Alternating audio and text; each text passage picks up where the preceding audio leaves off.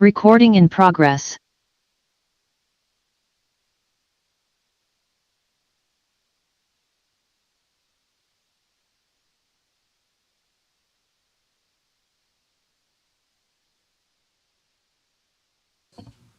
I'd like to call this meeting of the Douglas County Planning Commission to order.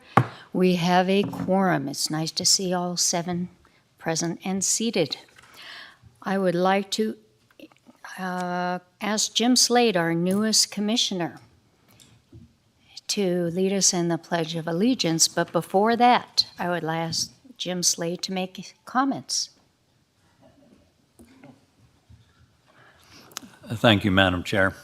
I was appointed to the Planning Commission over 3 months ago, and since then there have been no meetings.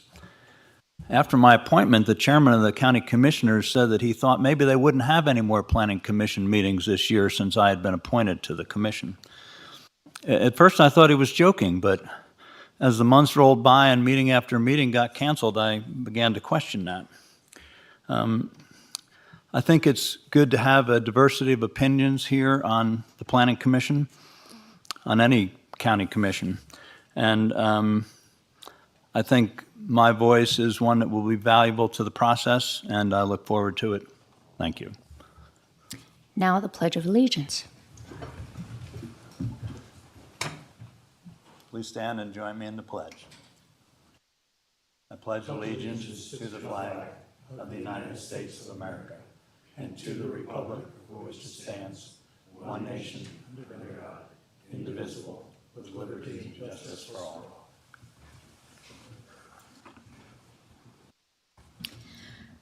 I would like to introduce to everyone our new staff members in planning. We have Andrea Pauling, the new Deputy Director of Planning. Would you please stand? And we have Kate Morales O'Neill, our Principal Planner. Welcome to you both, and I hope you enjoy your tenure. May it be long here with Douglas County. And before we continue, and I open public comment, I want to state that this will be the last Planning Commission meeting where we will be using Zoom for public comment. The Planning Commission rarely has any participation of the public using this method.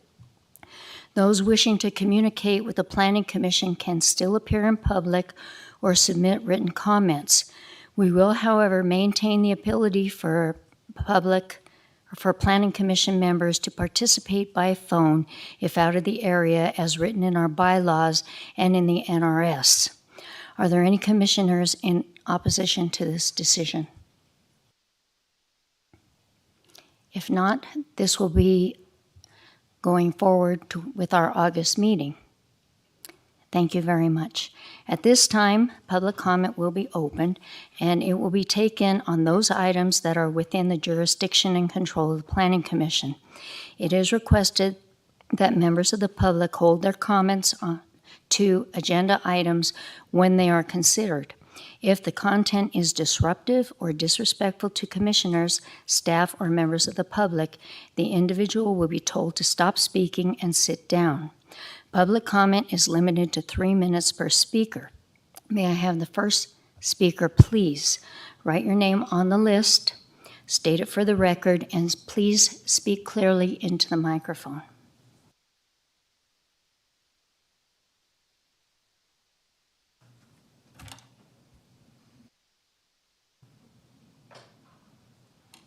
Good afternoon, Ellie Waller. I would also like to thank Jim for participating in this process and everybody that's been seated for as long, that volunteer to come out and get appointed and really have good insight from different perspectives.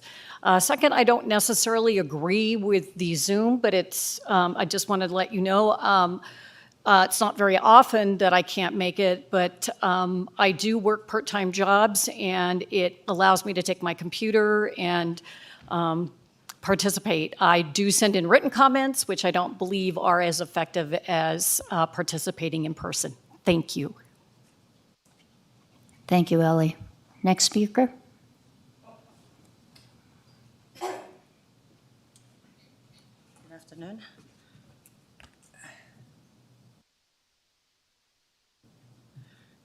name is Sullivan. This is the first time I've done this, so excuse me if I'm a bit nervous on it.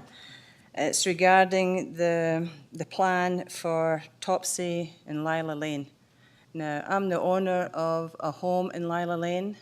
I'm also the owner of a... Madam Chairman, excuse me, would you prefer that the comments be withheld till we reach that agenda item? Or if Ms. Sullivan would like to state now and can't make the latter part of the meeting? Let me ask the district attorney, what do you think is best?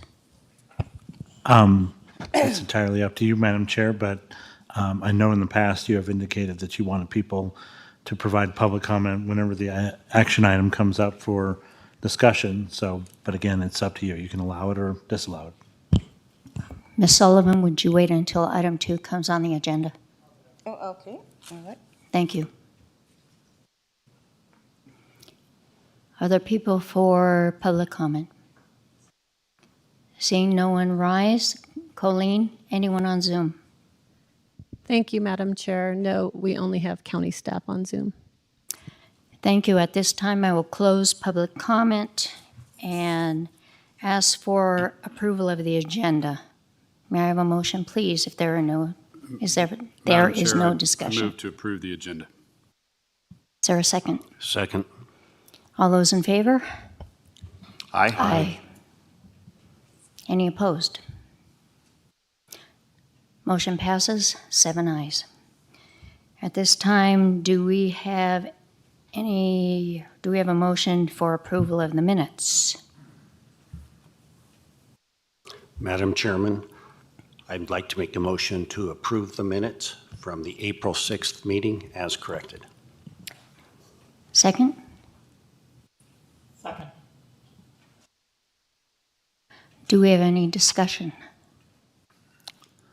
Madam Chair, I will abstain from this vote because I was not a member of the Planning Commission at that time. Any other discussion?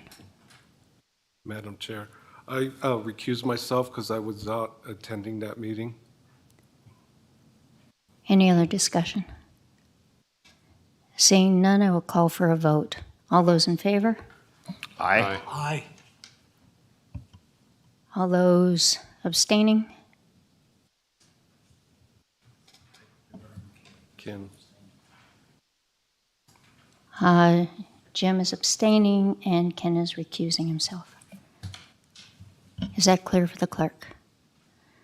Thank you.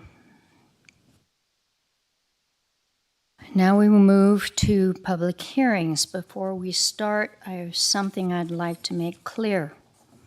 Before we begin the public hearing portion of the meeting, I must caution both planning commissioners and the public not to speak about anything other than the 2 items before us. Item 1 is a zoning text amendment in the South Shore Area Plan, and item 2 is an amendment to the North Douglas County Specific Plan. Anything else that is not on our agenda for discussion can be construed as an open meeting law violation, and I thank you for your cooperation. Opening the public hearings, item 1, for possible action, discussion on Ordinance 2022-1603, a zoning text amendment, reference DP 22-0145, amending section 20.703.090, subsection .080 of the Douglas County Code relative to the Tahoe Area Plan regulations to make it clear that religious assemblies are authorized in the Lake Tahoe T-MU Tahoe Mixed Use and Zoning District as a matter of right, and thereby eliminating the need for a special use permit. Presentator, Sam Taylor. Thank you, Madam Chair. Members of the public, Sam Taylor for the record, Douglas County District Attorney's Office. This particular item has been brought before the Commission essentially because there was a special use permit that was recently came before the Planning Commission and also before the board involving this same zoning district. And it's the Tahoe Mixed Use Town Center Overlay Zoning District within the South Shore Area Plan of the Tahoe region. And essentially, when that item came forward, one of the things that staff discovered was that there was a disparity in terms of the treatment between religious assemblies and membership organizations, as set out in 2703130 of the Douglas County Code. If you take a look at the description of membership organization and also religious assembly, essentially the staff could not ascertain whether or not there was a difference in terms of the impact to the density and intensity of the use justifying the special use permit. They actually contacted myself, and I took a look at it, and I also struggled with that issue and agreed with them that there was a need to perhaps modify our code to eliminate the disparity between the two. And let me give you an example. For example, the Rotary Club could use and be permitted as a matter of right within the Tahoe mixed-use zone to operate and conduct their affairs, whereas a religious organization could not. The Elks is permitted as a matter of right. Bars are permitted as a matter of right. Restaurants are permitted as a matter of right. And there was really no justification that we could ascertain. Looking back over the record, we couldn't find anything that seemed to justify the exception or the requirement that religious organizations within this particular zoning district is required to obtain a special use permit where other similarly situated entities were not. Moreover, during the course of the handling of that particular application that I was speaking of earlier, it came to the attention of the Douglas County District Attorney's Office and also to members of the public who were observing those proceedings that the entity that was being examined brought up the fact that they thought it was a violation of RLUIPA, which is basically a federal statute which precludes discrimination through the use of zoning and planning against religious entities. So it's a federal statute, and we're obligated to comply with it. I mean, Douglas County is. And as a result, what you have before you is a change to the Tahoe mixed-use zoning district, the use table, which would allow, and I think it's on page 27 of 83 of your packet, which would allow the religious services to be permitted as a matter of right within the Tahoe mixed-use zone. Is there any questions? Or are there any questions? Questions from the commission?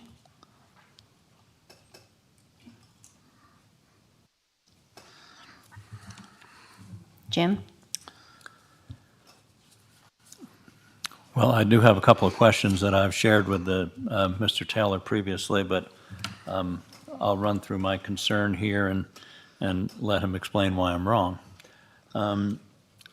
Required finding B for this item is that the proposed amendment will not be inconsistent with adequate public facilities, and that is where my concern lies.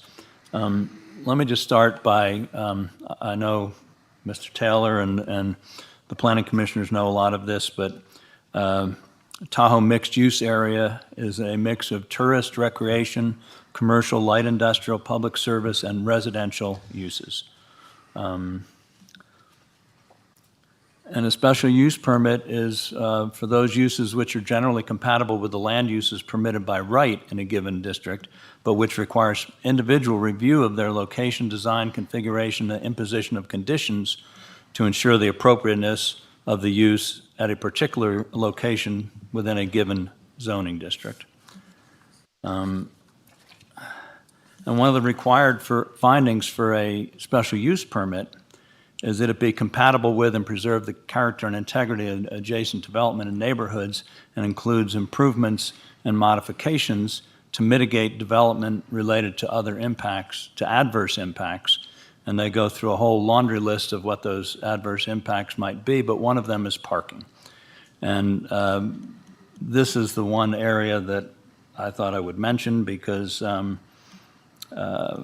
final required finding is the proposed special use will not be material detrimental to the public health, safety, convenience, welfare, and will not result in material damage or prejudice to other property in the vicinity.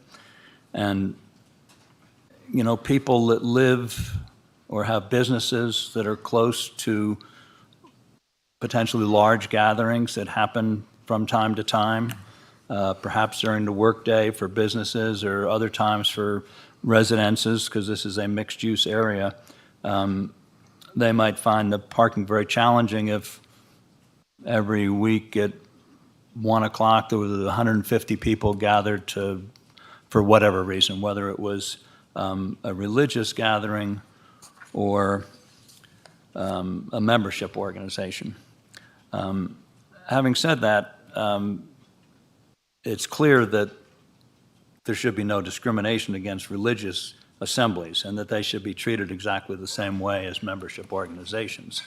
That's the crux of today's issue. To do otherwise is not only contrary to our principles, but to the law as well, including the federal statute that Mr. Taylor mentioned on religious land use. And this is applicable to the entire Tahoe mixed-use area, which it's too bad we don't have a map to show you that where that area is, but I looked at it yesterday. It's mostly lower Kingsbury, where there are small businesses on both sides of the road, and includes over towards the county offices, over towards Kale there as well.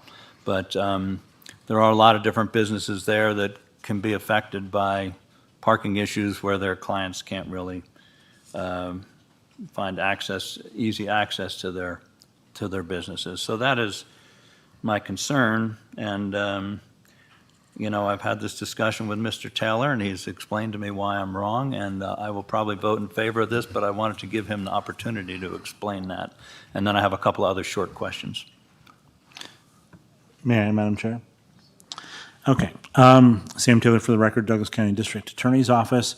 In response to your concerns, Mr. Slade, I would note first, whenever a building is constructed anywhere within Douglas County, there are certain standards that apply to the construction of those buildings, and that includes a requisite number of parking spaces based on the size of the building and the use. So the parking in terms of adequate public facilities for the purpose of this particular zoning text amendment has already been decided as a matter of code. In other words, the number of parking spaces for a given building is determined when the building is in fact constructed. What you're looking at for a religious assembly here, and what we had happen last time, was the use of an existing building within that Tahoe mixed-use commercial district. And it's important to note that it was only in relation to the special use permit that the parking became an issue. And I would also note that every instance is unique. So in other words, parking for the purposes of a special use permit and determining the use is based on the size of the space is going to be occupied, as well as the type of use. That's under our existing code. And again, like I said, if the building's already constructed, the number of parking spaces has already been established as a matter of code. So there is no need, quite frankly, in the context of what we're talking about here for the zoning text amendment, to go back and re-examine whether or not parking spaces are adequate or not, because that's already been determined by the code. Now, you might take issue with the code saying there's insufficient parking spaces. And you might have an argument in Tahoe in terms of the number of parking spaces available for a particular building in a given location. But that's a different issue than what we're talking about here. What we're talking about here is harmonizing two unequal, or well, basically two equal impacts within a given zoning district. One requires a special use permit while the other does not. And again, one of the examples you brought up was like, middle of the day, people, coming in and using a facility. Well, again, bars and restaurants are permitted as a matter of right within this zoning district. So you could have a restaurant having a greater impact than perhaps a religious organization, which tends to operate on the weekends generally. And that particular entity, in terms of a restaurant, would have a greater impact on the existing businesses within a given, commercial zone or a particular building. So that's the part that staff was, remember I was explaining before, where staff was kind of like going, how did this happen? And we don't know. But we do know that the disparity exists within this zoning district. And we feel, given the existence of RLUIPA as well as sort of the issues up in Tahoe, that it does make sense to take the two and make them both permitted as a matter of right. And it's important also to note that under RLUIPA, you don't impose greater restrictions. What you are required to do under that federal statute is reduce regulatory restrictions on religious organizations to permit them to exist. So if you got a regulation that currently prohibits the religious organization from operating, you're supposed to strip those away under this federal statute and make it easier for those entities to operate. Now, if you have, say, for example, a certain size or space in a given building, the fire code still basically operates and requires that they adhere to the requirements for the total occupancy for a given building or a given space. And again, the code has already determined the number of parking spaces for an existing structure. So that's hopefully the response to your question. A little bit long-winded, but I meant to be complete. Okay, I have a couple of little follow-ups. You told me earlier today that, the group that you mentioned, the recent case, they were required to have come to a parking agreement, which they ended up having, I believe, with TRPA, that they could use a certain number of their parking spaces, and that the only reason that if they or any membership organization or any religious assembly didn't require a special use permit, then there would be no recourse for the county when they thought that the parking issue had become somewhat out of control, and that because the only reason they were required to have a parking agreement is because they did have a special use permit. So I don't think they should be treated, any religious assembly should be treated any differently than any membership organization. I guess the idea that I was considering was that maybe they both needed special use permits to control parking, particularly, which is such an issue at the lake. And in my brief reading of RLUIPA, the Religious Land Use Act, it just says they have to be treated equally. It doesn't say that you have to make it easier for both of them. So perhaps that's wrong. My only last question is, when we spoke with Mr. Dallaire the other day, I asked if there was, for any businesses that exist by right, is there any way to control the parking or to set regulations for the parking? And his response was something to the effect of, because Douglas County has no business licenses, we can't do that. Could you explain that part?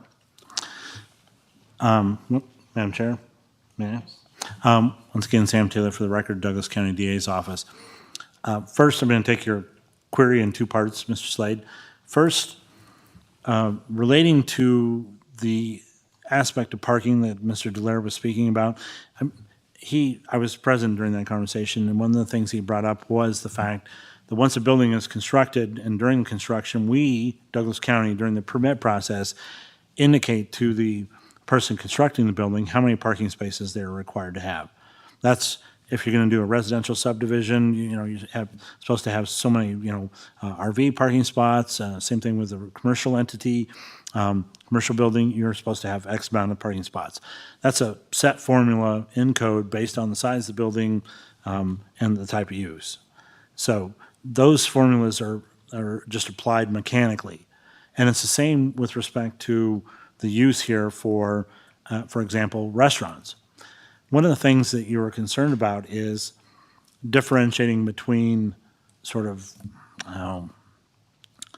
the types of use, and you're talking about membership organizations, but quite frankly, I think it's more important and more relevant that a restaurant can operate as a matter of right within this zoning district.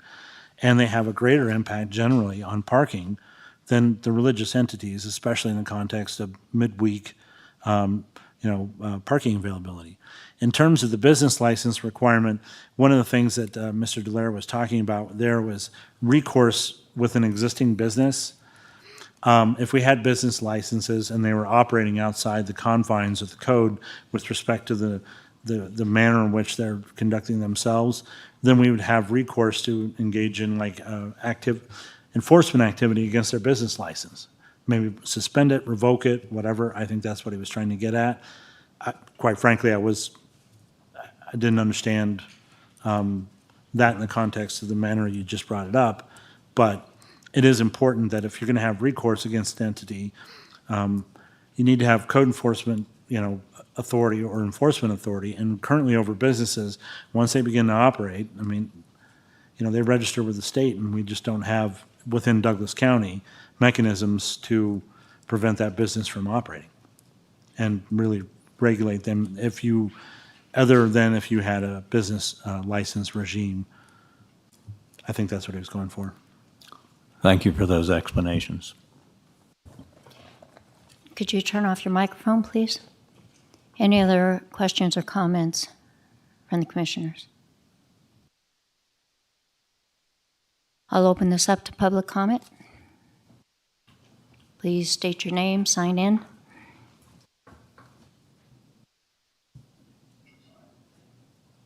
Good afternoon, Ellie Waller. My comments are related to the other portion of the Tahoe requirements from the Tahoe Regional Planning Agency and the 2012 adopted regional plan update. Applicability to other regulations. 20.703.040, no area plan may limit TRPA's responsibility to enforce the regional planning compact, TRPA regional plan, and TRPA Code of Ordinances. All regulations in the TRPA Code of Ordinances shall remain in effect unless superseded by an area plan. I'm not sure if our area plan needs to be revisited and amended. In the case of conflicts between the provisions of this chapter and other code provisions, the most restrictive provisions apply. We've talked about the zoning districts. When you look at, the number of the page in the regional plan doesn't help you, but under religious assembly, 20.703.090 under Tahoe mixed use, it is a special use. What my concern is, if you add before the special use, TRPA/S in the Tahoe Town Center with the high density, what is that district called? High density tourist district, TRPA must review it. So our code, the way I'm perceiving this, would not supersede if somebody with a religious assembly was in that district. That's where my concerns lie on this. I don't have any issues with the request. In reverse, with all the parking issues, I spent 5 years on the regional plan update. I read the 5,000 pages and made many, many, many comments. And I think in some areas we aren't restrictive enough. So maybe group facilities, which TRPA has identified in the Tahoe mixed use area as requiring them to look at a special use.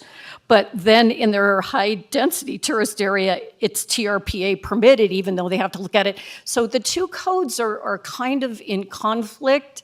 And I know our area plan won't be updated for a while. I think the Douglas County area plan was completed in 2013. Thank you. Thank you, Ellie. Madam Chair, if I may? Yes, sir. Yeah, just to respond to the concerns that Ellie raised. First of all, once this, assuming the Planning Commission approves this matter will then go to the Board of County Commissioners for their approval, and subsequent to the board's approval, assuming they provide it, it would then go to the Planning Commission, the planning arm of the TRPA for their review, and subsequent to that, it would be submitted to the TRPA board for their approval as well. So it will jump through the hoops that Ellie has described and had concern about. Thank you for that clarification. Any more public comment?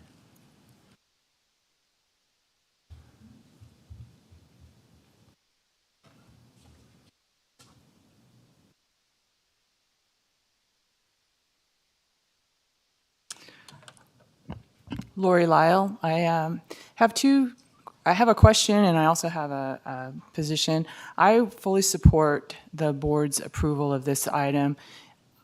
As a resident of Douglas County, I would hate to see any taxpayer funds have to be used to litigate a lawsuit that we could be imposed upon the county based on unequal treatment between religious assembly uses and uses that are similar in nature, that are clearly set forth under RLUIPA. So I would strongly support approval of this plan amendment. The other question I have is maybe some clarification on the permitting process for uses that go into an existing building that may not have adequate parking for that use. So it sounds like, according to Mr. Taylor, that there is no review process after the building is constructed, which I would highly doubt. So maybe we could clarify the process that an existing business has to go through to occupy an existing building. Thanks. Mr. Taylor? Yeah, I think I'm going to have that question answered by community development. Thank Lucille? you. Thank you, Madam Chair. For the record, Lucille Rayo, Community Development. This will answer her question as well as Mr. Slade's question. And it also pertains to, I think, what Mr. Dallaire was talking about with business licenses. So let's start with the business licenses. I think what Mr. Dallaire was alluding to, because this seems to be a problem for us, when we're not aware of a new business coming into the county, we have no way of knowing the business is coming, contacting that business and saying, you need a design review, because a change of use, the county code requires a change of use. So an existing building, one business moves out, another business moves in. If it's not a similar business, it's a different type of business, we need to review it for parking, for the use, for maybe they need to update their landscaping, for many different reasons. Whatever we look at in a design review is what we would look at. So it would be considered a minor design review if they were not expanding the business or the building in whatsoever. So there are things in place for us to review in a business that's moving in. But if we don't know the business is moving in, therein lies the problem. And I think Mr. Dallaire was saying, if we had a way of knowing that businesses were coming, i.e. a business license, we could contact those people and say, we need to review what you're doing here. Does that make sense?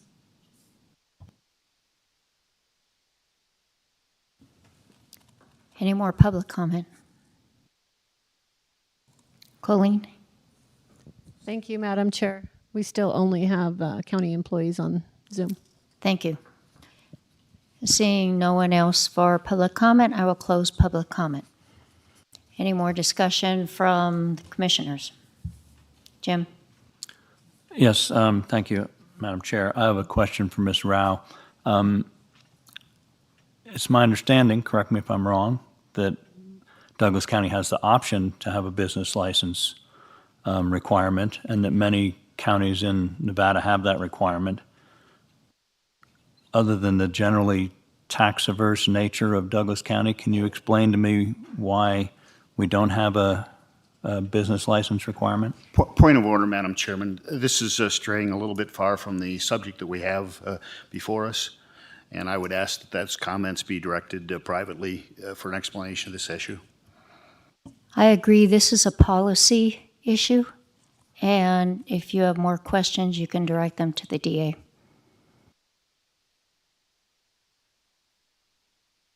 Any other questions from commissioners? Seeing none, I will call for a motion.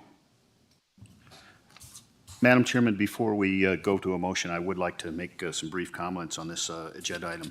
Yes, First Kurt. of all, I want to thank Sam Taylor for his thorough job of realizing the problem and addressing the problem. When you look at the chart on page 31, it has a number of different types of service activities, some which require a special use permit and others that don't. And I think moving this in the alignment with membership organizations is the correct way to go. So I thank him for that, and I do appreciate the comment. I think maybe it was made by Ellie, that this issue does have even more important relevance now because a lawsuit, a petition for judicial review was presented on June 27th, 2022. So it is important that we correct this matter in a timely fashion. So having said that, I would yield to anybody else for comments, or I'm prepared to make a motion. Any other comments? Go ahead with your motion. Thank you, Madam Chairman. I move that the Planning Commission recommend to the Board of County Commissioners approval of Ordinance 2022-1603, a zoning text amendment referencing DP 22-0145, amending Section 20.703.090, Subsection .080 of the Douglas County Code relative to the Tahoe Area Plan regulations to make it clear that religious assemblies are authorized in the Lake Tahoe T-MU Tahoe Mixed-Use Zoning District as a matter of right, and thereby eliminating the need for a special use permit. Hold on one second. I want to make sure the ordinance number is correct. 2022-1603. That's what he said, but under the recommendation, it says approval of ordinance 2022-1591. Huh. It's 1603. Okay, just verifying. Yep. Sorry, Madam Chair, that's a mistake. That was my fault. So, All right. apologize. We need a second. Second. All those in favor? Aye. Aye. Any opposed? Motion passes unanimously.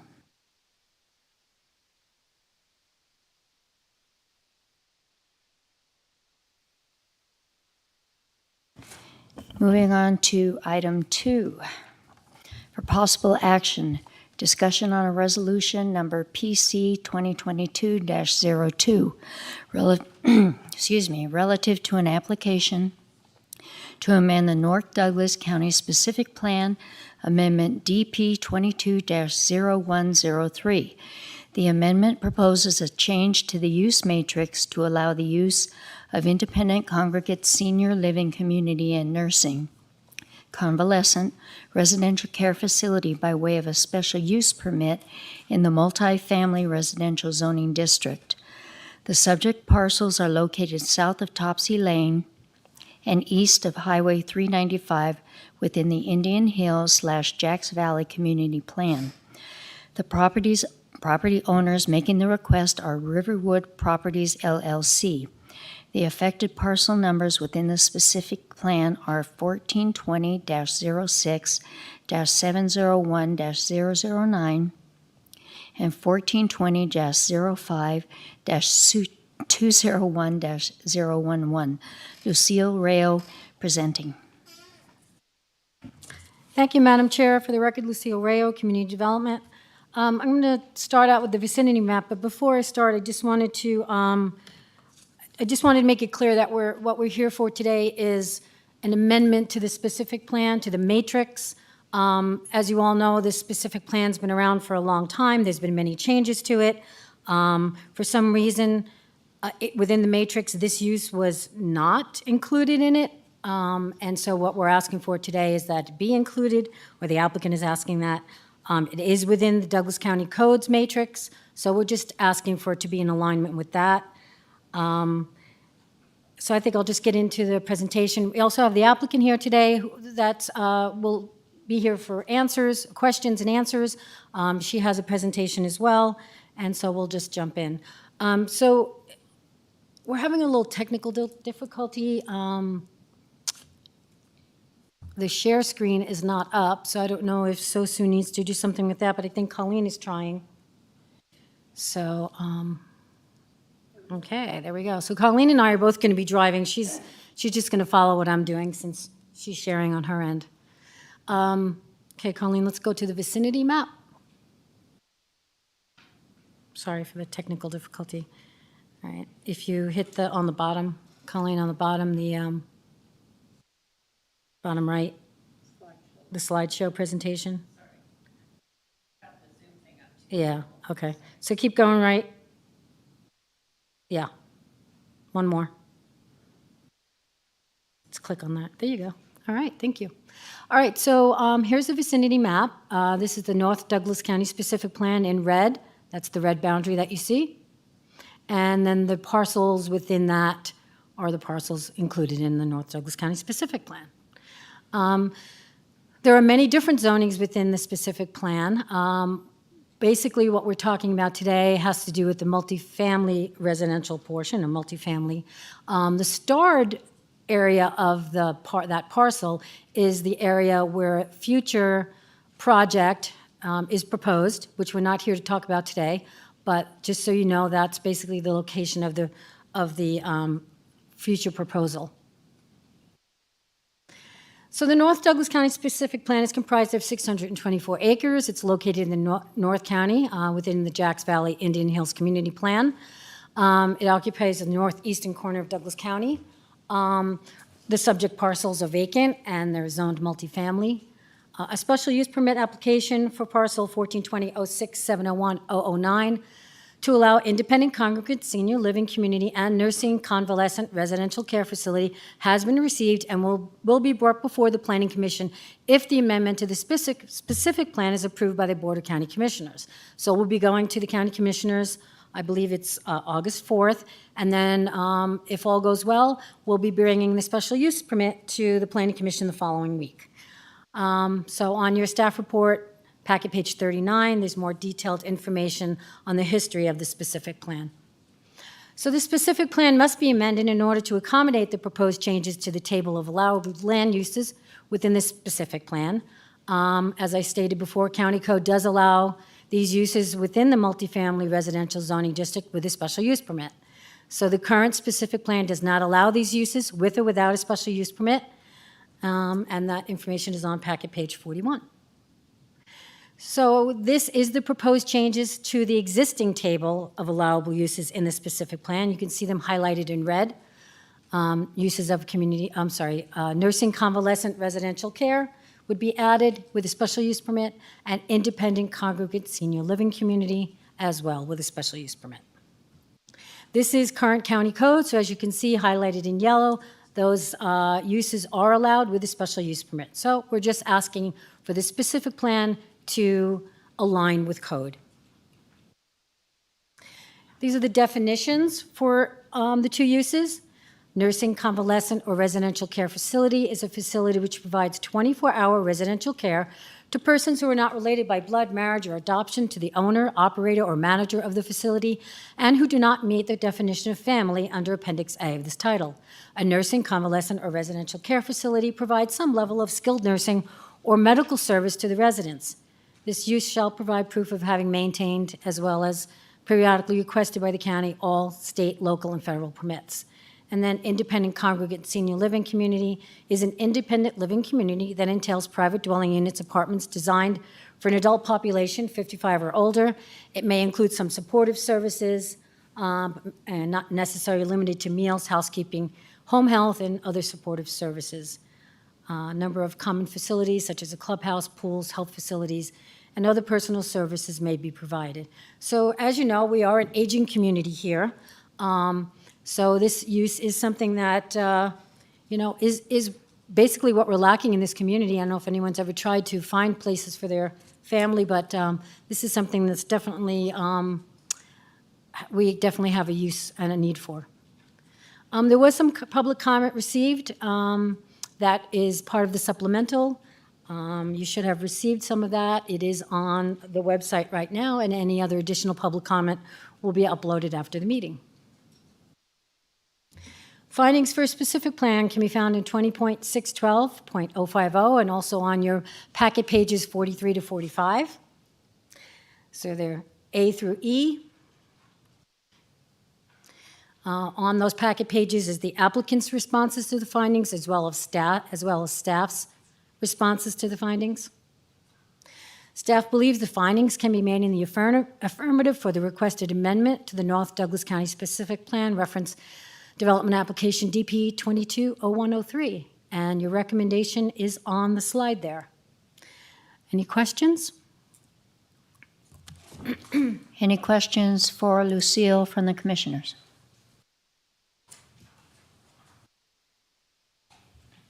Jim? Yes, I have a couple quick questions. In the title here, it says that this is an application to amend the North Douglas County Specific Plan Amendment.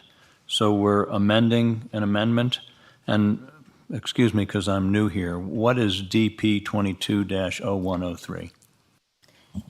The DP 22 is our application in our permitting system. So it's the application number. The DP Okay. number is our application number.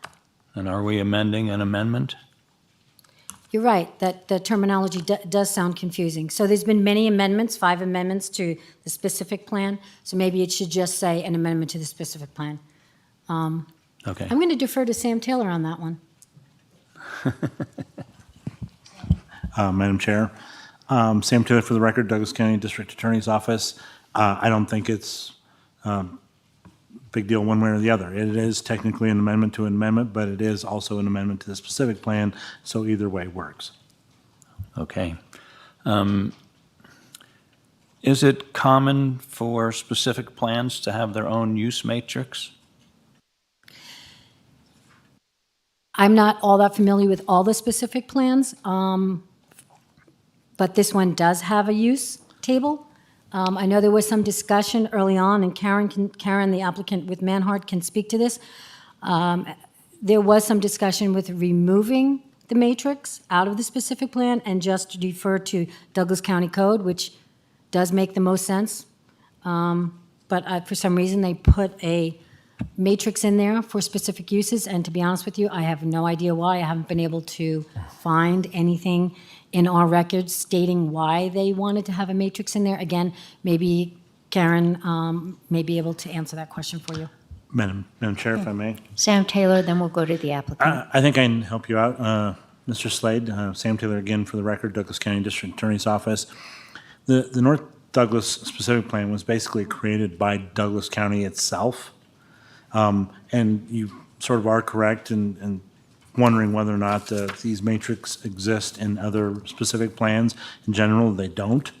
And I think the only reason it exists in this particular specific plan is because Douglas County itself did it. So that's the only explanation that I'm aware of. I'd like to hear from the representative from Manhart.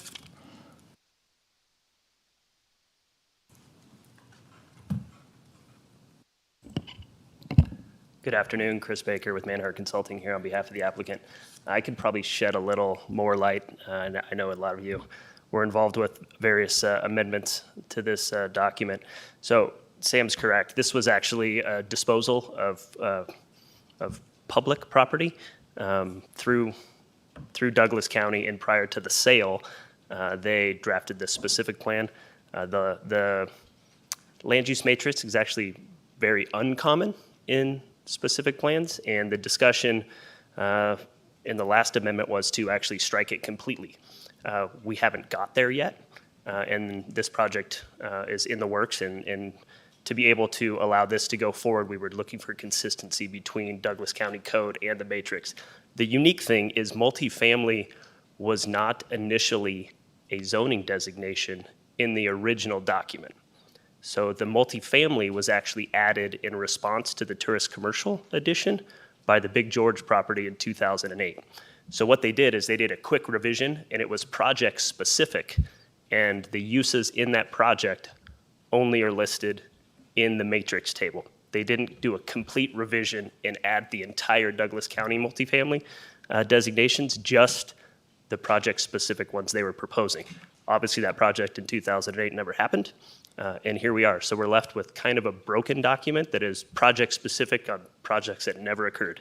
So all we're really trying to do is provide conformance with Douglas County's current code. So we've got kind of a muddy, broken document, and hopefully the long-term plan is still to go back and redo it all and make it clean. But right now, we're stuck with what we're stuck with. So hopefully that answers the question. Thank you. Questions for the applicant? David? Yeah, Dave Nelson. We have a unit similar to this already approved here in Minden, and it's on Ironwood. It's been approved for, I think, 5 or 6 years. Nothing's going on. If this goes through the normal process, how soon would you expect this project to be underway? Again, not really for discussion today. I know staff is trying to keep us on topic here, but it's a ready-made project, and this is a very reputable developer who's done projects in this area before and currently is working on them. They're a local company based out of Carson City, and they're very eager to get moving. Yeah, I know Riverwood quite well. Thank you. No, I'm talking about the senior housing group. Yeah. Bryce? Thank you, Madam Chair. I would like to just comment on and thank Ms. Waller for the level of depth that she goes into preparing these public comments. I always find them helpful. She's addressed a lot of good points in here that I think, should this pass today and the project move forward to the next steps, that there'll be an opportunity to discuss many of those even further. But I do find them helpful in just understanding the totality of the issue. And so I just wanted to thank her for the time spent. Many of these I don't think are necessarily applicable today, but they definitely will be, and it helps in the next steps as we look forward. So thank you. Thank you, Bryce. I need to open this up for public comment.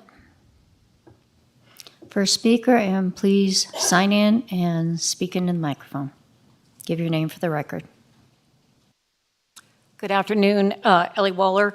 The reason, thank you, Mr. Klutz, Bryce, Commissioner. I appreciate it. I did comment because the package was brought forward with some information. So I will retain that information for the next, but it also brings to mind maybe this doesn't need to happen and negate based on some of those comments with violations to community plans, as well as what Mr. Nelson brought up. The current project, which I've sat through as well, I don't know where it is in the current 2-year extension, did come forward with some good ideas with their change. And will this complicate? I guess there's always a need for this use. I'm not against the need for the use, but I think the location in Minden near medical facilities is more appropriate to the zoning there than to make this change here. Thank you. A word of caution, we need to remember that we are only dealing with the specific plan in North Douglas County. Thank you. Next speaker. Sullivan.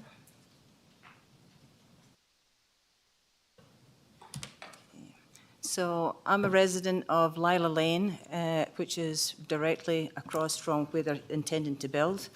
Ms. Sullivan, please give your name for the record. Oh, Ann Sullivan. Thank you. Okay. I also have a piece of property which is effective as well on 395 and North Sunridge. It sits at the corner. When we got the notice for this, the plans concerning the black area, our road, we used to go through BLM land, BLM, and BLM sold this property to Michael Hole. Now, he is trying to landlock us out. And if you look at that design where he's putting it, the private road is 200 yards from our home to the Topsy, the main road that takes you to 395.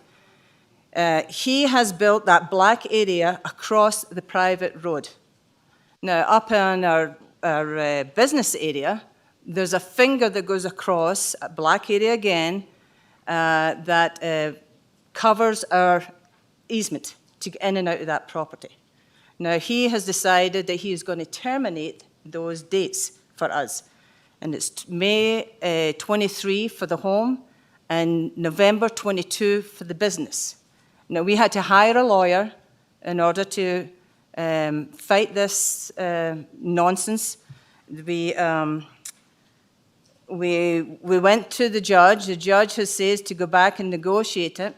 So I don't think this thing should go forward until we are allowed to get our peace of mind and property back, that we don't need to be shut out of this location. Now, or the two locations, just to say. Now, when for 2010, I think that's when they were going to do a shopping centre in that area. And that fell through. But not before they decided to move dirt, tons and tons of dirt, to flatten that area off. Now, Michael Hall was in charge of that project. He was supposed to make sure we didn't have any fugitive dust, which didn't happen. Every day we had to call in to his project manager, Mr. Schmidt. They had no water there. They had nothing. They had to go over to the back of Best Buy to get one truck to go over there and keep that dust down. 5 fines we had to make Mr. Hall accountable for his neglect. Now, I think what Mr. Hall is trying to do here, apart from locking us out our properties, is he has an axe to grind. He didn't like those fines. So we're still fighting this. I have a lawyer, and we'll go forward with this until it is resolved or negotiated one way or the other. Is that my 3 minutes up? Yes. Is that why I'm getting tooted? Thank you. Okay. Mr. Taylor? Yeah, Madam Chair, if I may, Sam Taylor for the record, Douglas County DAs. In response to the comments that were just raised, I would note first, you will not be landlocked, Madam. Basically, the developer will be required to build a road that basically intersects with Lila Lane and goes right past your house. So whenever we do development in Douglas County, we make sure nobody's landlocked at the end of the day. That's one of, I think, our main sort of objectives, is to make sure people are taken care of in the adjacent community. And that is one of the conditions that they will have to meet when it comes time to get this approval for the special use permit and also for the development itself.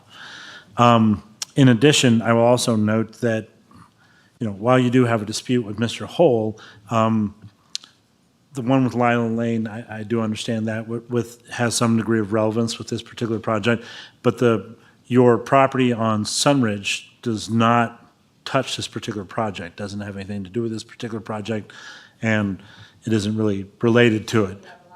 I understand. That's just some shading that was on a map, but they're not going to be developing adjacent to your property on Sunridge.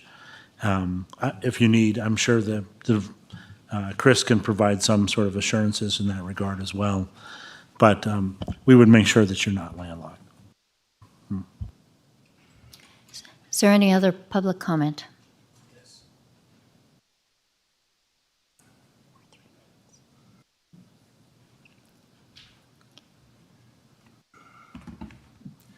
Jerry Vaccaro.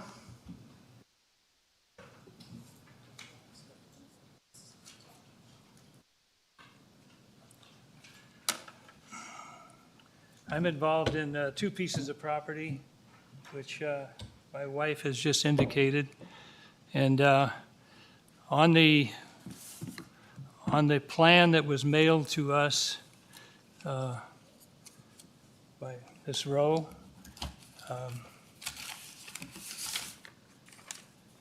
it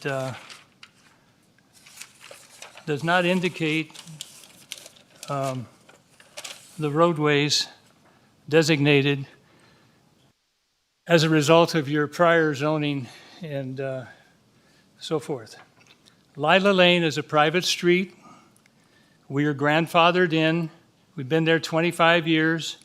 We're grandfathered in with residential zoning. We have a 50-foot buffer all the way around that property. Our street is private, no commercial traffic. And I also excluded our property from redevelopment, so there's no eminent domain and no condemnation on that particular parcel. That's Lila Lane. The property at the corner of North Sunridge and Highway 395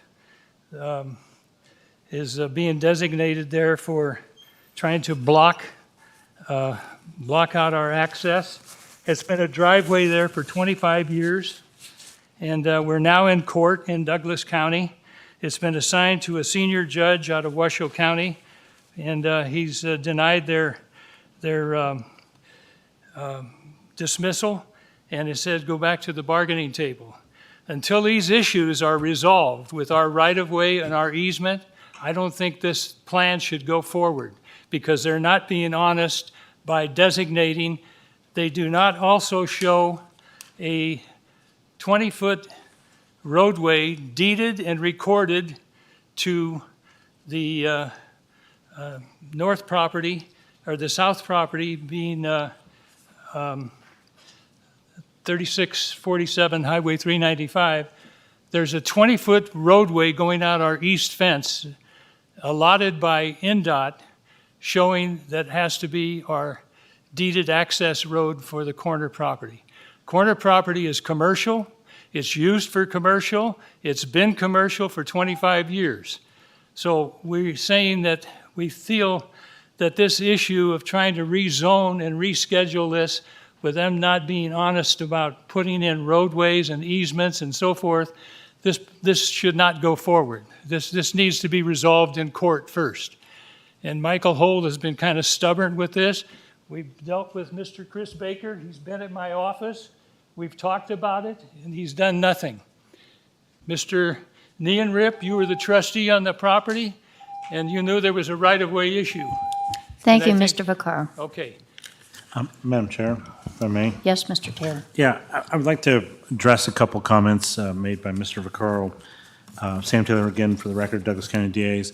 First of all, there is no private road adjacent or in the area of Lila Lane.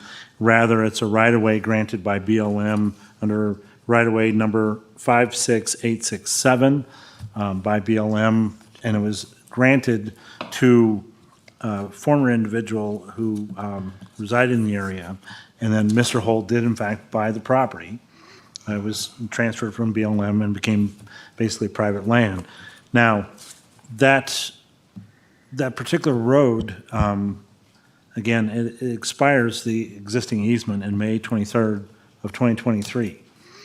So, but again, Mr. Vaccaro, as I noted, would not be landlocked. We would not allow this development to occur and still have Mr. Vaccaro or anyone else in that particular vicinity owning private property be landlocked.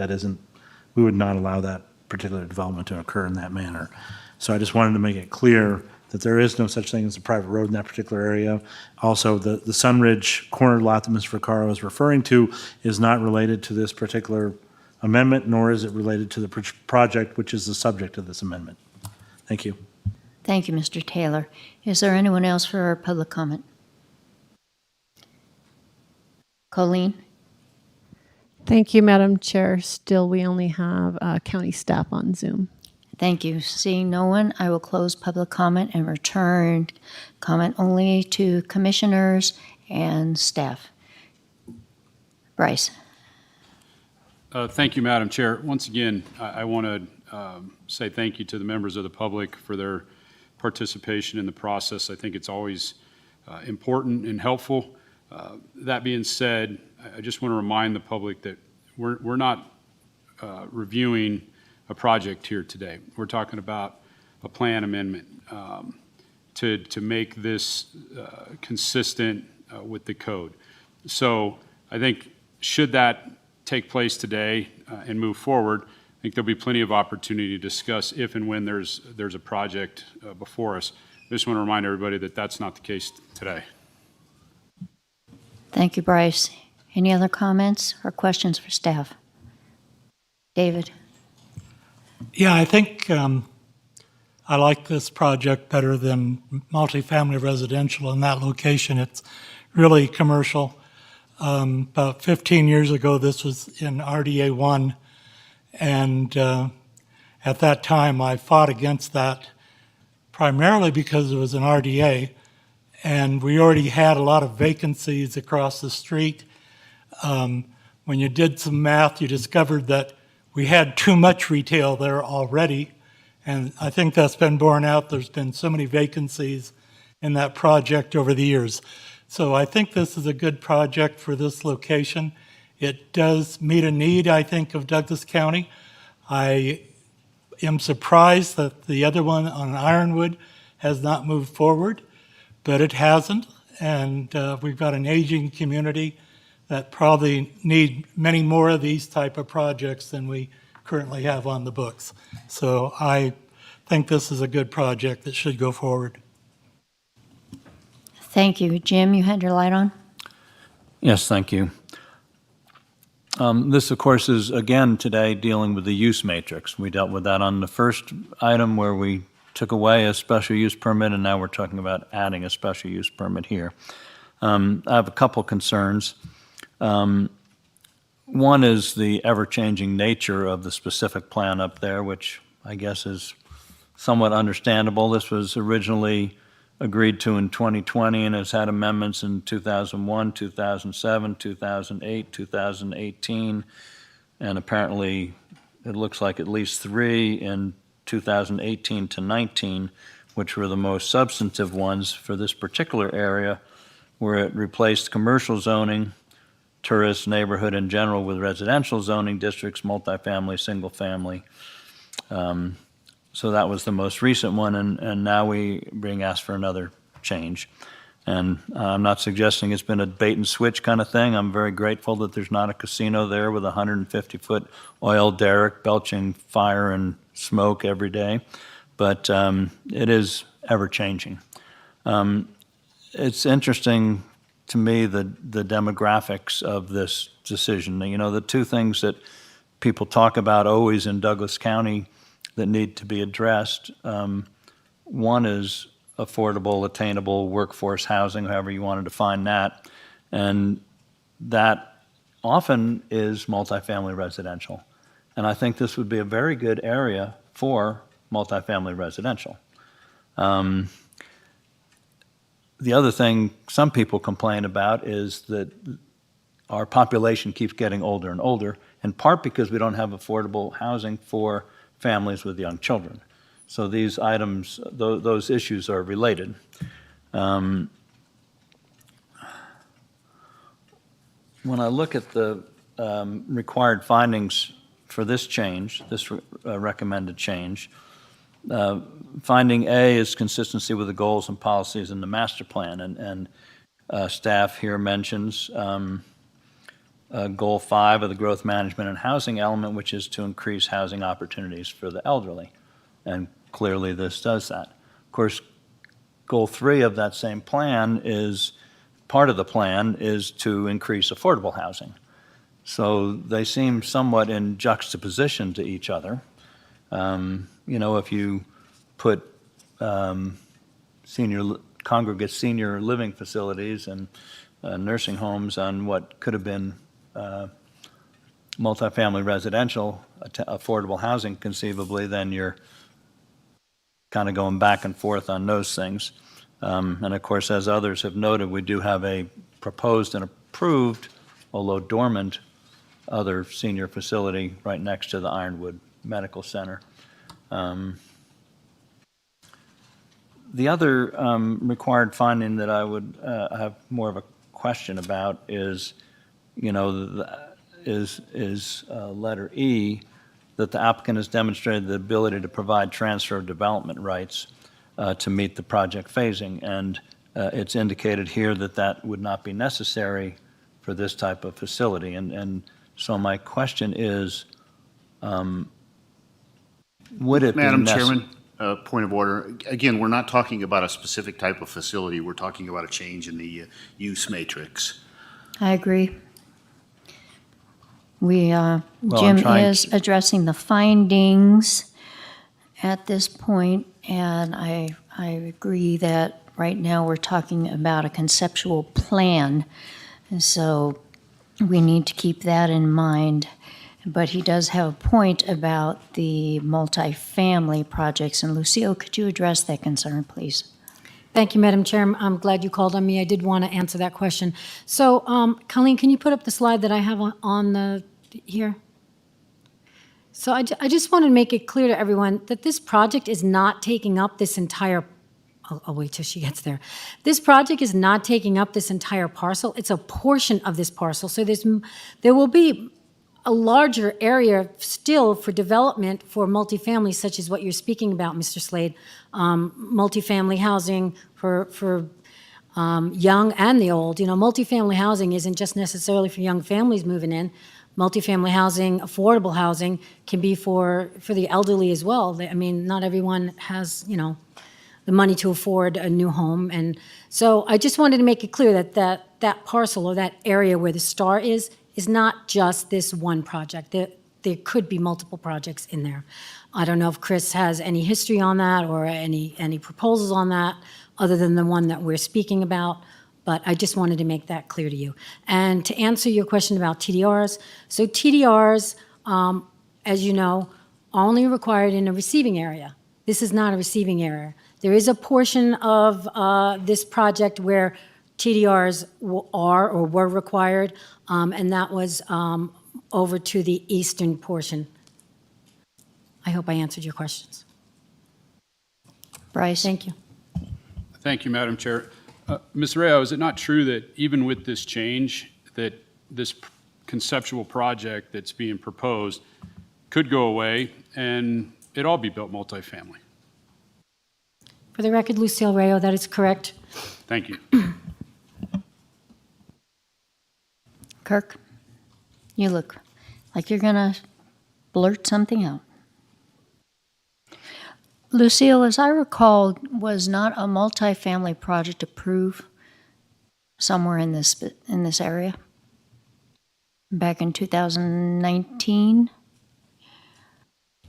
For the record, Lucille Rayo, I'm not familiar with that. If you give me a second, I'll look through the history that I have. I know I'm thinking dancing about close to the Valley line Knolls? here. Are you thinking about Valley Knolls, Madam Chair? Could be.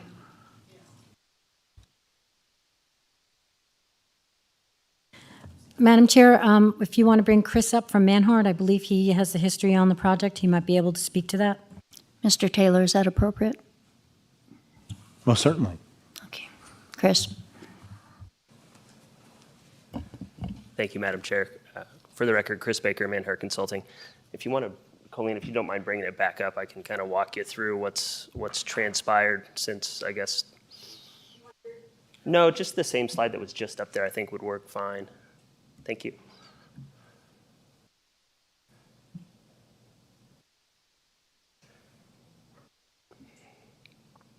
The short answer is yes.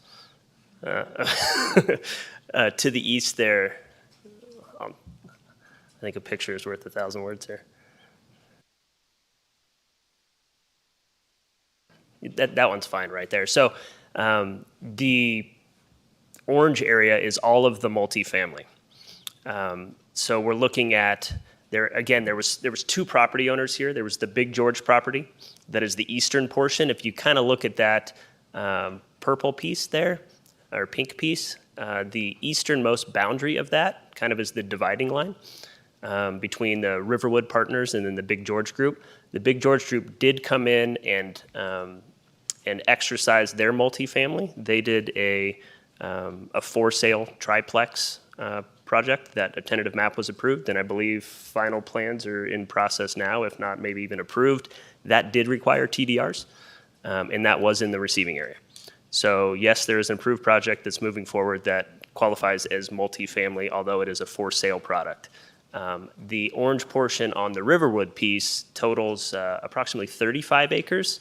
This would actually only take up approximately 10 acres of that 35. So to the commission's comment about could a multifamily project come in either way, absolutely. And more importantly, it could come in combination in the future, and there could be some senior housing and some multifamily or even some single-family detached, all within that area. Again, we're working with trying to provide a variety of land uses in this area, all that have to go within a multifamily zoning designation, but all don't have to be multifamily in nature. And it's just the way the Douglas County Code's structured to try and provide various uses at various densities. Multifamily zoning is the most flexible way to achieve that. So hopefully that answers your question. Jim, is that an adequate explanation for you? Okay. Thank you. Any other questions from the commission? Comments? If not, I will entertain a motion. Madam Chair, I did want to make brief comments if I could. Kirk? I do want to echo Bryce's comments and thank Ms. Sullivan and Mr. Vaccaro for coming here today and for presenting all the information in supplemental materials. While it was not directly relevant to the issue that we're voting on today, it is a very important issue to you.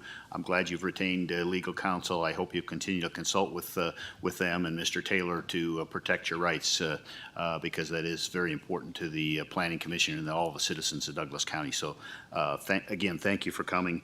And the only comments that I would make before we go to a motion, and I'd defer to my other colleagues for other comments, is I think this is, as Lucille described it, simply conforming the table of allowable uses in a specific plan with what is in Title 20.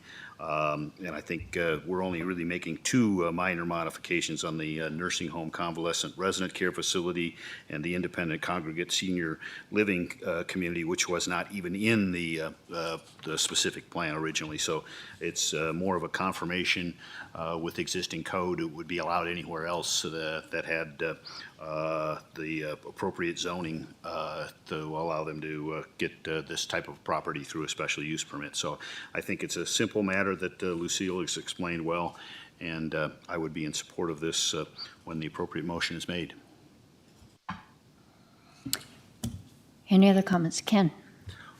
Just for, this may be off topic, but next time we have some of these discussions about these developments, I think since we're having issues with affordable housing, they should at least provide housing and room within these facilities for the employees.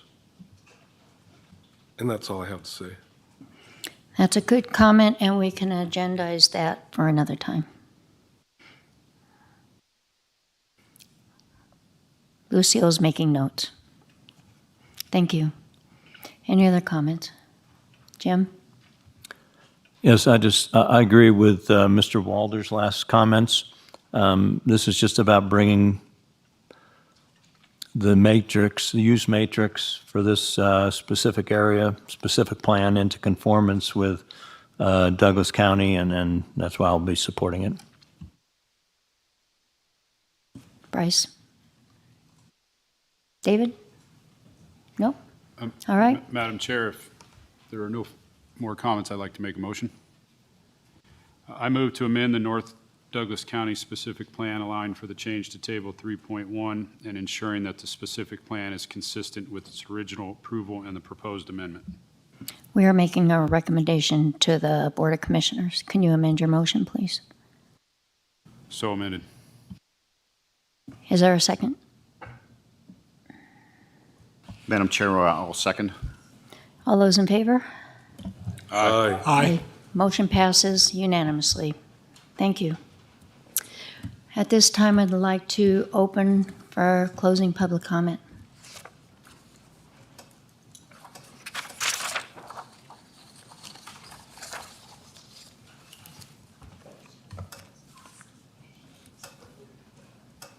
Thank you. This was a nice, short meeting. We're all appreciative of that. With that said, I've heard staff note that Zoom is being offered to county staff. At the last Board of Commissioners, we got rid of the call-in process because it's a little unwieldy, and I think if any one of these commissioners need to use an opportunity, it should be on Zoom. The call-in is a little bit more difficult, and with that said, I don't know why it wouldn't be appropriate for it to allow for public. There's not many of us that'll use it for planning commission. I certainly will, and I just think it should be said. I want to welcome new staff. Thank you.